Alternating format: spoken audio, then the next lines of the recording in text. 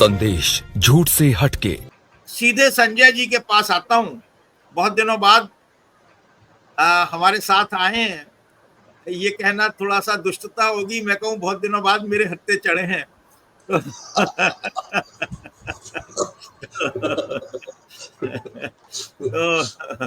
ये तो संजय जी, ये जो बोला राहुल गांधी ने और जो दिल्ली में कॉन्स्टिट्यूशनल क्लब में बैठक हुई, आपको लगता है कि नरेंद्र मोदी विशेष सत्र बुलाएंगे, या वो जिस रास्ते पर चल रहे हैं उस रास्ते पर उन्हें थोड़ा सा भी चलते हुए मलाल होगा? कोई जवाबदेही से उन्हें डर लगता है क्या? और इंडिया गठबंधन की बैठक और राहुल गांधी का हमला क्या उन्हें झुका पाएगा?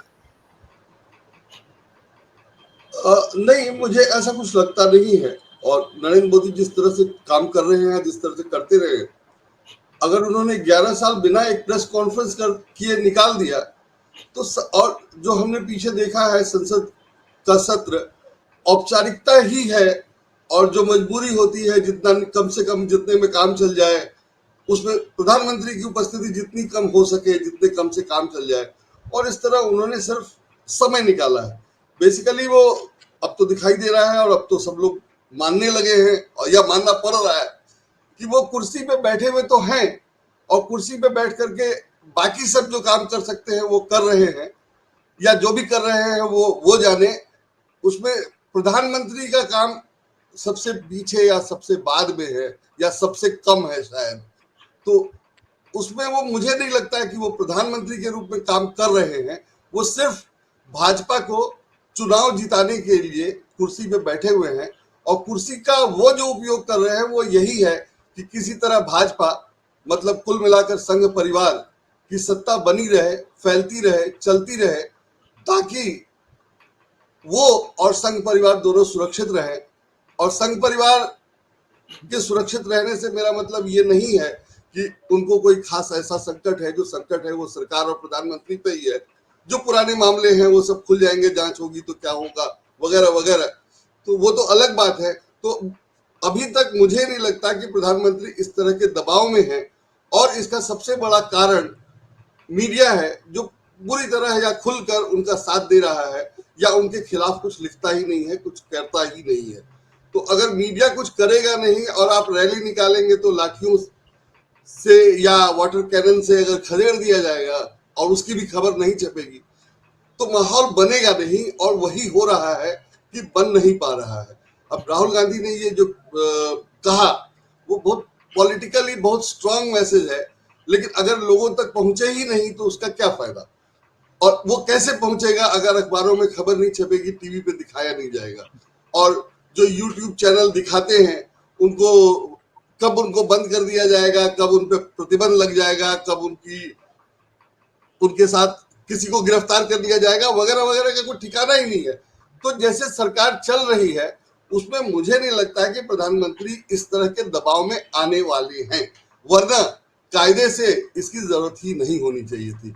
जैसा प्रधानमंत्री ने दिखाने की कोशिश की कि एक आतंकी हमला हुआ और हमलावर ने कहा कि जाओ मोदी को बता देना, तो उसके जवाब में उन्होंने ऑपरेशन सिंदूर जैसा अभियान चलाया। वो दिखाने की तो कोशिश यही कर रहे हैं कि चूंकि उसने कहा कि जाओ मोदी को बता देना, तो हम अपनी बहनों माताओं के लिए सिंदूर की रक्षा करने के लिए अभियान चला रहे हैं। तो दिखाने के लिए, कहने के लिए, भावनाओं में लोगों को बहाने के लिए, खींचने के लिए तो बहुत बढ़िया है, लेकिन असल में वो वैसा है नहीं। असल में वो है नहीं, क्योंकि आतंकवाद के मामले में बीजेपी का जो रुख रहा है या सरकार का रुख रहा है वो बताने की जरूरत नहीं है। लोग पुलवामा से लेकर बॉम्बे के हमले से सबसे देख रहे हैं, और उसके बाद अगर अब ये कहते हैं कि हम आतंकवाद के खिलाफ हैं या हम कुछ कर देंगे, तो करने का क्या है? ये तो कश्मीर चुनाव के समय अमित शाह कितनी बार और कई बार कह चुके हैं कि आतंकवाद खत्म हो चुका है, हम कुचल चुके हैं। जब बालाकोट हुआ था तो कहा गया था कि हमने 300 आतंकवादी मार दिए, और अब ये कह रहे हैं कि हमने 9 स्ट्राइक में 100 मारे। तो एक स्ट्राइक में 300 आपने मार दिए थे 5 साल बाद, और आप 5 साल बाद कह रहे हैं कि हमें 9 स्ट्राइक करना पड़ा और वहां 100 ही मरे। तो अब आप समझ सकते हैं कि क्या कह रहे हैं, क्या कर रहे हैं। जब खत्म हो गया था 300 लोगों को मारने से आतंकवाद, तो अब ये 9 स्ट्राइक की जरूरत ही क्यों पड़ी? और अगर जरूरत पड़ी तो उसमें 100 ही थे। अगर 5 साल में 300 मारने या आपके हिसाब से आतंकवाद खत्म करने के बाद 5 साल में 100 फिर पनप गए, 9 सेंटर और आ गए, पहले एक ही था, 9 हो गए, तो वहां क्या हो रहा है वो आप बताएंगे नहीं और सिर्फ कहेंगे कि हमने खत्म कर दिया, तो कौन मानेगा और कौन यकीन करेगा? तो जाहिर है इसके लिए इनको अपना पक्ष रखना चाहिए, लेकिन इन्होंने अपना पक्ष रखा नहीं और ये उसको देशभक्ति से जोड़कर कि आप युद्ध में क्या हुआ ये बताइए ही मत, उसकी चर्चा ही मत कीजिए। पाकिस्तान वाले चैनल को आप बंद कर दीजिए, अपने बारे में कहिए कि बताना देशद्रोह है, देश के खिलाफ है। तो आप ऐसे भावनाएं तो भड़का सकते हैं, लोगों को अपने पक्ष में कर सकते हैं और वो वही कर रहे हैं, इसलिए वो चुनाव जीतते जाते हैं। तो मुझे नहीं लगता है कि उनको चुनाव जीतने के लिए या किसी तरह की चिंता करने की कोई जरूरत है, क्योंकि वो चुनाव जीतते जा रहे हैं तो उनको ये सब करने की जरूरत क्या है? और जिससे वो चुनाव जीत रहे हैं वो सफलतापूर्वक कर पा रहे हैं, करते जा रहे हैं। तो मुझे नहीं लगता है कि वो किसी दबाव में आने वाले हैं, क्योंकि असल बात ये है कि जब तक मीडिया उनके साथ है तब तक वो जो चाहे सो करते रह सकते हैं, और जो वो कर रहे हैं उसमें वो चुनाव जीत जा रहे हैं। वो दोनों एक दूसरे से कनेक्टेड है और मुझे नहीं लगता है कि अभी उसमें उनको कोई दिक्कत आने वाली है।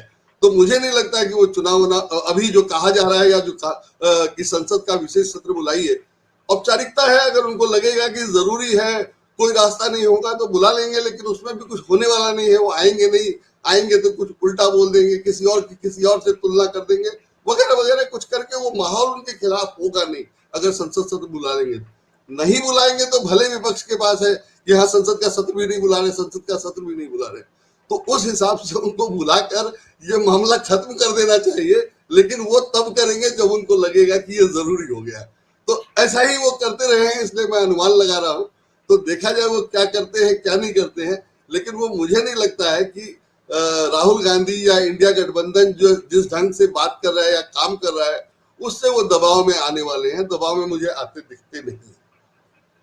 जोशी जी, वैसे आज जिस तरह से इंडिया गठबंधन ने कॉन्स्टिट्यूशनल क्लब में बैठक की और ये कहा जा रहा था कि इंडिया गठबंधन की भविष्य में कोई बैठक नहीं हो पाएगी, अब सब अलग अलग दिशाओं में है, लेकिन यकायक बिना किसी सुगबुगाहट के उन्होंने कॉन्स्टिट्यूशनल क्लब में अचानक आयोजन किया, उसकी तारीख डिसाइड की और वहां पर सारे लोग इकट्ठे हुए और जो पत्र भेजा गया है उसमें इंडिया गठबंधन के सांसदों के दस्तखत, और सबसे बड़ी बात है राहुल गांधी अखिलेश यादव के दस्तखत हैं, लेकिन शरद पवार की पार्टी ने उस पर दस्तखत नहीं किए हैं और दूसरा अरविंद केजरीवाल की पार्टी ने उस पर दस्तखत नहीं किए हैं।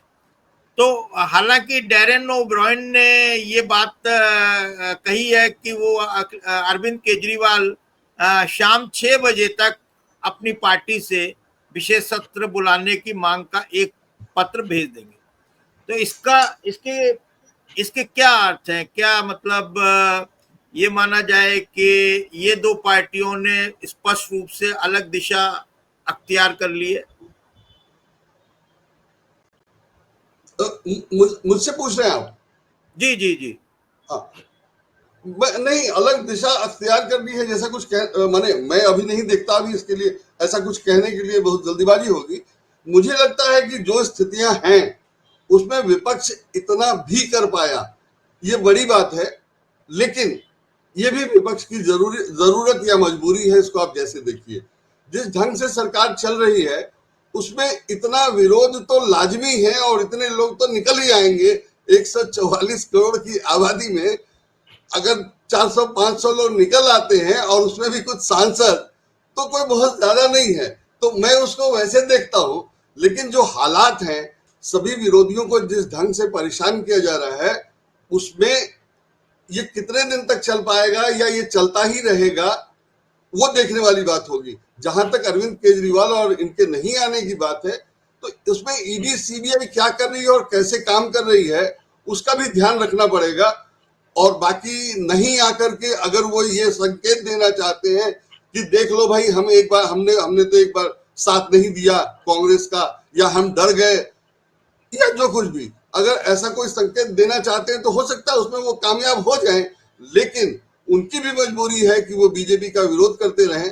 अगर नहीं करेंगे तो बीजेपी ने जैसे विभिन्न दलों का हाल किया है वैसे इनका भी करेगा और ये भी खत्म हो जाएंगे। तो अगर कोई यही चाहता है या इसकी मजबूरी है, तो वो उनका सिरदर्द है। लेकिन अभी मुझे लगता है कि इस बारे में कुछ कहना जल्दबाजी होगी, और मुझे नहीं लगता है कि ये कोई पॉलिटिकली बहुत बड़ा निर्णय है।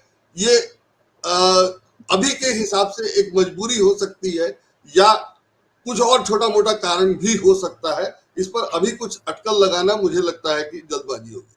मोदी जी का ये जो समय चल रहा है वो कितना क्रूशियल है, और मोदी जी क्या इससे उबर पाएंगे?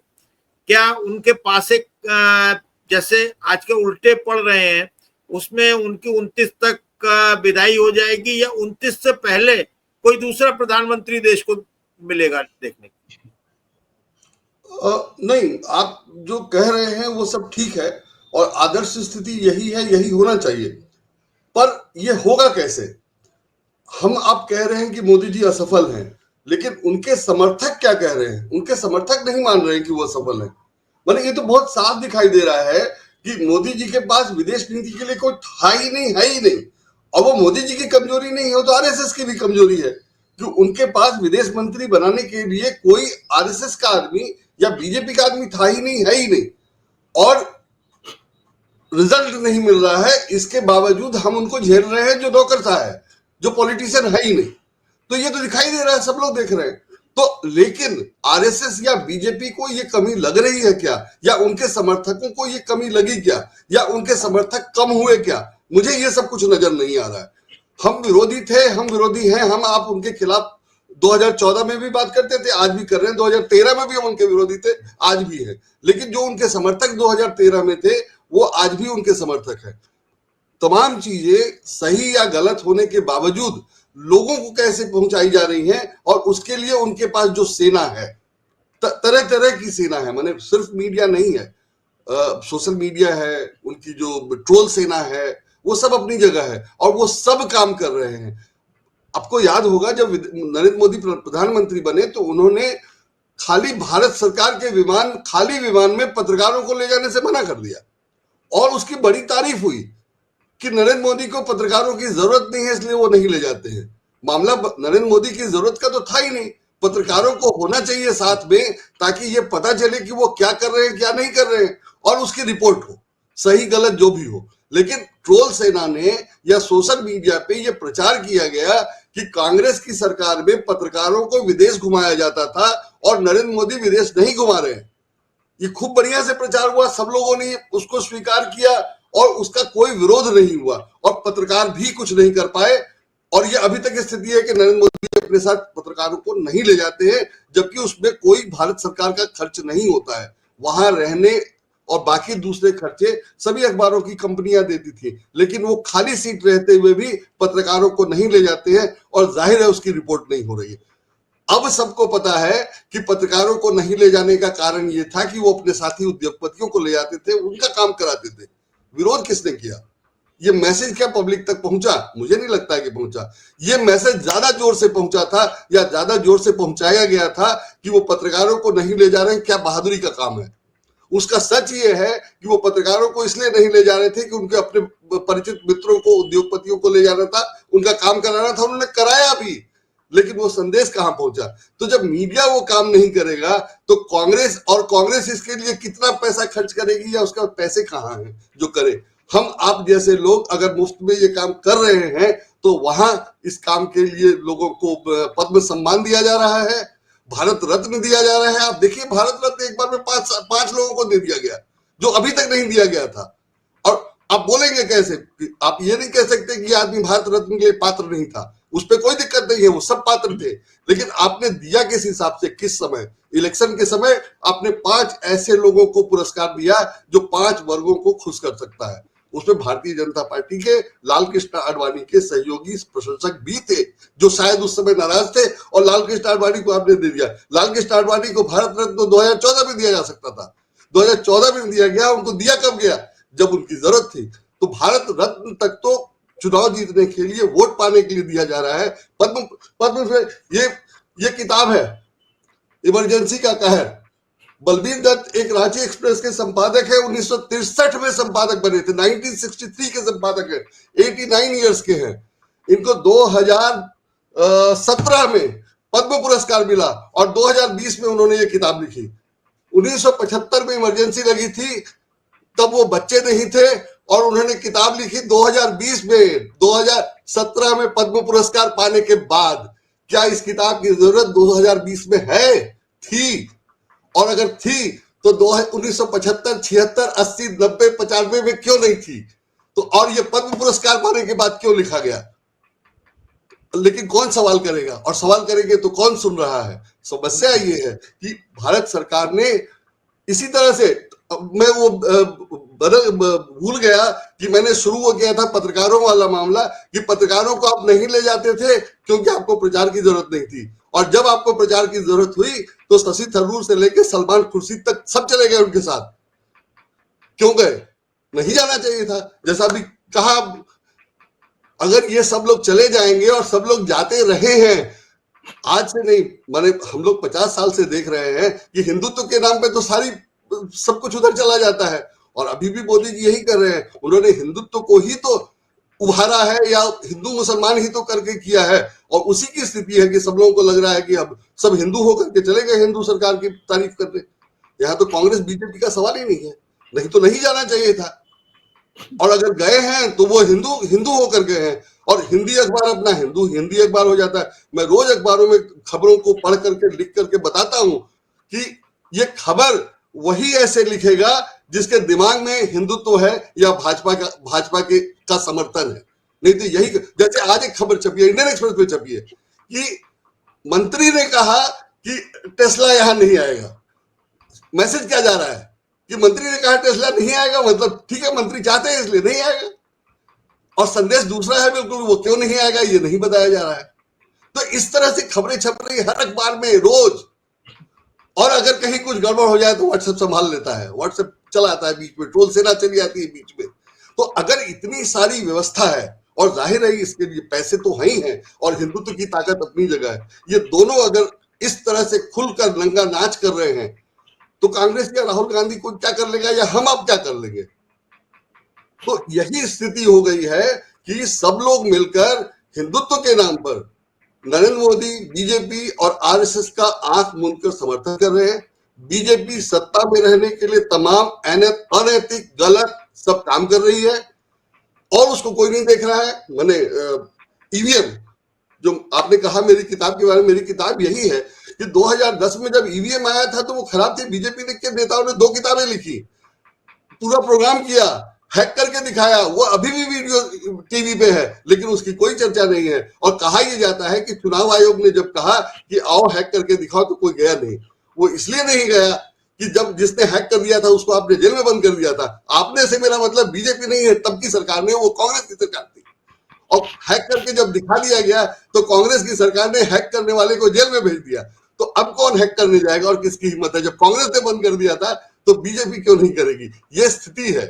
और प्रचार कुछ और किया जाता है, तो फैक्ट लोग जानते नहीं है, बताया नहीं जाता है, वो कन्वे नहीं हो रहा है। उसके कई कारण है। मैं नहीं कहता कि सिर्फ कांग्रेस की गलती नहीं है या कांग्रेस की ही गलती है, लेकिन अगर लोग पढ़ेंगे नहीं, लोग जानेंगे नहीं, तो कैसे होगा? और दूसरी तरफ प्रचार है इनका प्रचार तंत्र है, वो कुछ और प्रचार करता रहता है। अभी जयराम रमेश ने कहा कि ये आप नकली इमरजेंसी, मतलब अघोषित इमरजेंसी, और इमरजेंसी में अघोषित इमरजेंसी पे क्यों नहीं बात होती है? तो ऐसे ही मेरे एक मित्र हैं, पद्म पुरस्कार जनसत्ता के कॉरेस्पॉन्डेंट थे, उनको पद्म पुरस्कार मिला हाल में। उन्होंने बताया कि इमरजेंसी में ये घोषणा की गई थी, इमरजेंसी अगर कानूनन लगाई गई थी, व्यवस्था है उसकी तो लगाई गई थी, तो उसमें जो घोषणा की गई थी वो घोषणा की गई। और वो कह रहे हैं क्या अब ऐसा होता है? तो जाहिर अब नहीं होता है, लेकिन अब जो हो रहा है सो इमरजेंसी में नहीं होता था। तो आप पद्म पुरस्कार पाने के बाद आप सरकार का इस तरह से समर्थन कर रहे हैं कि इमरजेंसी बुरी थी और अभी जो चल रहा है वो अच्छा है। तो इमरजेंसी बुरी होगी, उसमें मुझे कोई दिक्कत नहीं है, और कोई नहीं कह रहा है कि इमरजेंसी सही थी, लेकिन अभी जो चल रहा है वो ठीक है। इसको तो वो लोग साबित कर रहे हैं जिनको पद्म पुरस्कार मिला है। तो ऐसी स्थिति में आप क्या कर सकते हैं? कांग्रेस तो हमें पूछने भी नहीं जा रही, और हम अपेक्षा भी नहीं करते। मैंने ठीक है, हमें कांग्रेस में फिर पैसा नहीं, लेकिन बिना पैसे के हम लोग कैसे काम कर सकते हैं? और वहां तो सबको इनाम दिया जा रहा है, पुरस्कार दिया जा रहा है। तो कांग्रेस ये नहीं करती है, आप इसको गलत कह सकते हैं कि कांग्रेस ये नहीं करती, लेकिन राहुल गांधी का मकसद चुनाव जीतना नहीं है। राहुल गांधी का मकसद आरएसएस की पोल खोलना है, जो वो कर रहे हैं। और हो सकता है इसका असर टाइम लगे, जैसे आरएसएस को सत्ता में आने में 50 साल लगे, हो सकता है सत्ता से जाने में 50 साल लगे, लेकिन जो राहुल गांधी काम कर रहे हैं वो ठोस काम कर रहे हैं और उसका ठोस असर होगा, ऐसा मुझे लगता है। और हो सकता है कि अगर बीजेपी ज्यादा समय सत्ता में रह गई तो शायद सत्ता से हटाया ही ना जा सके। तो ये समझने वाली बात है, अगर लोग नहीं समझेंगे तो भोगेंगे उसमें, हम लोग क्या कर सकते हैं। तो मैं इसको ऐसे देखता हूँ। जोशी।